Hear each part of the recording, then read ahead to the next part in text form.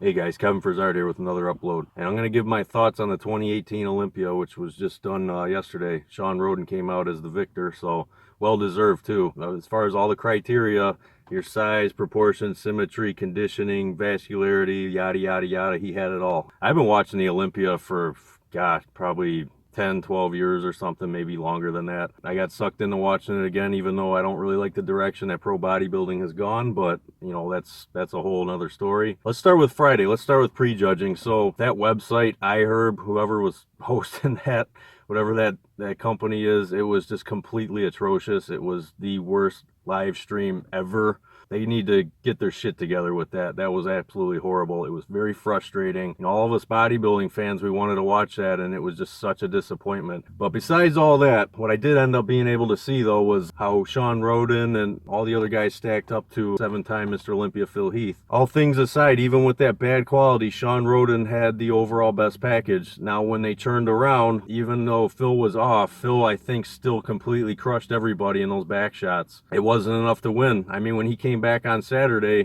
usually Phil improves on Saturday. When he goes into the next day, he comes back better, but this wasn't the case. He was just off, and he knew it. And probably when you saw him on stage, when he kept looking down and he just like was in a whole nother world, you could tell he knew that he was probably not gonna take that eighth Sandow. And obviously with that information, I mean, I've been a competitor myself. I've competed 6 times. When you start stressing out, your body starts changing by the minute. It really does. Right before your eyes, you'll start retaining water. You'll start flattening out. You might not have the same pop.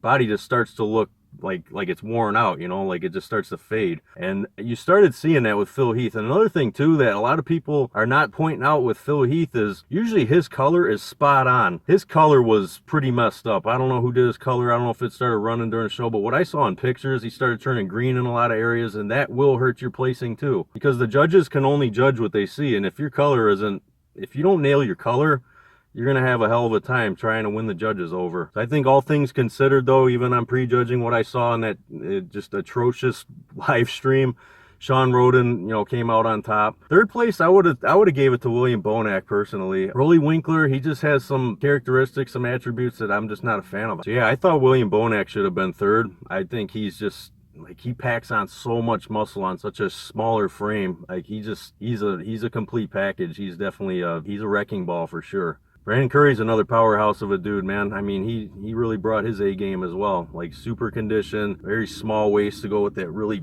just nasty V-taper, super wide lats, really, really gifted genetically. And then a big upset to the people who are just, you know, complete fans of mass monsters. Big Ramy was off. He was way off. He totally missed the mark, and he knew it. You know, that was kind of an upset to everybody. But with time, I mean, he hasn't been training very long. Just got to go through more preps to get it right. I will say he was a couple touches better though last night, Saturday. So in finals, yeah, he definitely came back better. So even for as much flack Phil Heath gets for how cocky and arrogant he is, like the kind of person he is, I would still like to see him come back and try to get that eighth. So you could definitely see Phil Heath was humbled when he walked off that stage, like right before he got right past everybody where that curtain or that wall was. He took that medal right off. I don't know if you guys caught that. I definitely noticed that. Yeah, he had that look of defeat on his face. But I would still like to see him come back and try to reclaim his title. Kai Green's probably kicking himself right now for not being there at the 2018 Olympia. This was a hell of an opportunity because I think he would have just gave Sean Roden a run for his money. I really do. Now, I did see a video last night right before I went to bed. Nick Strength and Power actually posted it. It was a message from Phil Heath's girlfriend. She said that you'll never see him again. God bless, or something like that. Only time will tell. We'll see what happens with that. We'll see what that really means, you know, within the next couple months, year, whatever. You know, is Phil done? We don't know. Give it time. So I'd like to add with finals, when I watched the finals off of my phone, because I didn't want to take a chance watching it on the computer. I was a little busy doing stuff anyway, but when I was watching it on my phone, I had no issues with the live stream, you know, crashing or cutting out or anything like that. So I got to see in full HD what was going on, and nothing, and no skips, no nothing. The final pose down, when they were turned around and Phil was right next to Sean, I still kind of was like, maybe Phil might still take it, because I think he just crushes everybody up there in those back shots.